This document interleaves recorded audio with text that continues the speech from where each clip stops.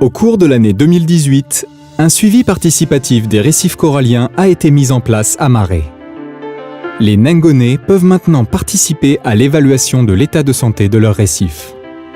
6 stations de suivi ont été installées à Patho, Tadine, Yedjele et Wabao.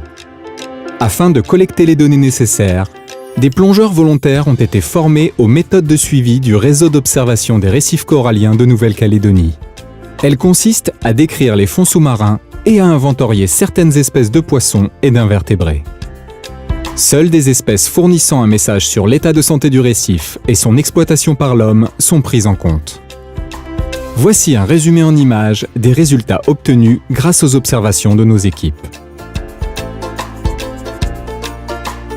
À Patho, les 2 stations de suivi sont situées dans le lagon et présentent un état de santé moyen. Le lagon de Patho est très peu profond, ce qui limite naturellement la croissance verticale du récif. Si l'on ajoute les éventuelles résurgences d'eau douce dans le lagon, l'exposition au déferlement des vagues et au courant, tout cela crée des conditions environnementales très difficiles pour le développement des coraux. Les observateurs ont donc mesuré un faible taux de corail vivant et une présence marquée d'algues vertes, en particulier sur Yedjele. Au niveau des poissons, ils sont à la fois peu nombreux et peu variés. Seuls des juvéniles et de petits individus ont été observés. En plus des chirurgiens noirs, 2 espèces sont bien représentées: les poissons papillons citron et les loches rayons de miel. Concernant les invertébrés, leur nombre et leur diversité sont moyens sur les 2 récifs. Seuls les oursins et les holoturies sont variés. Les stations de Yedjele et Wabao se situent également à l'intérieur du lagon. L'état de santé est moyen sur Yedjele et satisfaisant sur Wabao, où le taux de corail vivant est plus élevé et les invertébrés plus nombreux. La station de Wabao présente des coraux variés et généralement en bonne santé. Quelques zones d'acropores branchues recouvertes de gazon algal ont néanmoins été observées. Ce gazon algal, qui indique une perturbation sur notre récif, est bien souvent associé à la présence de poissons demoiselles du genre Stegastes. Ces poissons demoiselles très agressifs chassent tous les autres poissons, et notamment les herbivores, hors de leur territoire. C'est ainsi qu'un gazon algal épais peut se développer. D'autres algues sont observées sur ce récif, des algues vertes du genre Alimeda. Mais à l'inverse, leur présence est parfaitement normale.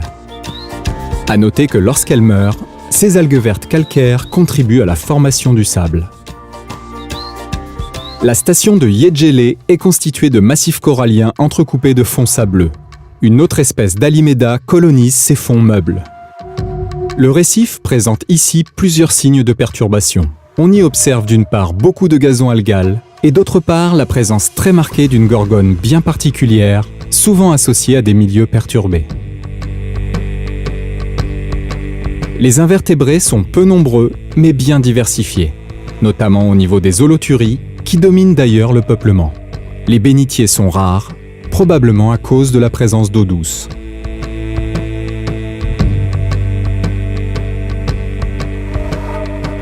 Les stations de suivi de Tadine sont très différentes des précédentes.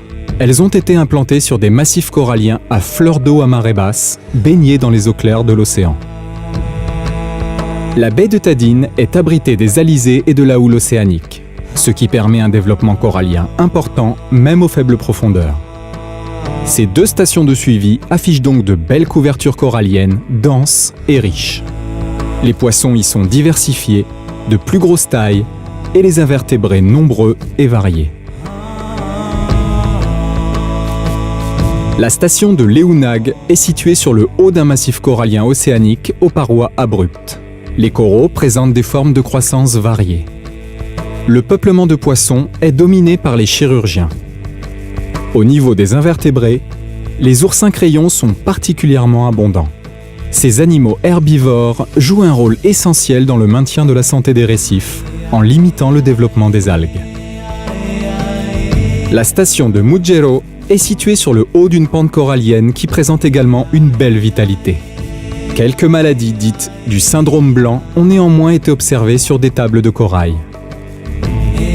Les poissons sont moyennement nombreux et diversifiés, mais ils sont bien présents en contrebas où un Napoléon a même été observé. Les bénitiers sont abondants et en majorité de petite taille. Des recrues, c'est-à-dire de petits individus de quelques centimètres à peine, ont aussi été comptabilisés. L'abondance de ces animaux filtreurs témoigne ainsi de la qualité des eaux, mais également de conditions environnementales propices à la bonne santé des récifs coralliens. Les récifs étudiés à Nengoné dans le cadre de ce suivi participatif sont très différents les uns des autres. Leur état de santé dépend en premier lieu des conditions environnementales rencontrées sur ces récifs. Le suivi permettra de voir leur évolution dans le temps, mais aussi de mieux comprendre leur fonctionnement et leur fragilité. Pour nos équipes d'observateurs, l'aventure ne fait donc que commencer.